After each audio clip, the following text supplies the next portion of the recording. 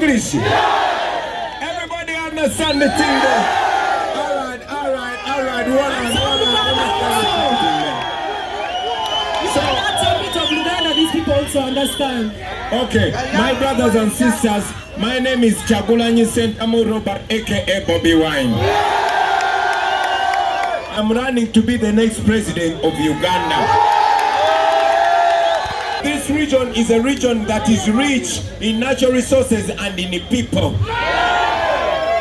This region is rich in tourism. Now, most importantly, I know this place is known for superstars all over the world representing Uganda in athletics.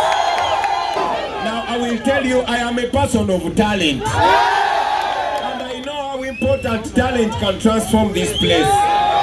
So apart from names, we need a government that will invest in talent here, a government that will invest in athletics and all things that can transform this place. But most importantly, a government that will uplift the people here. Download the app on App Store or Google Play Store now. Vision Digital Experience, the future of media.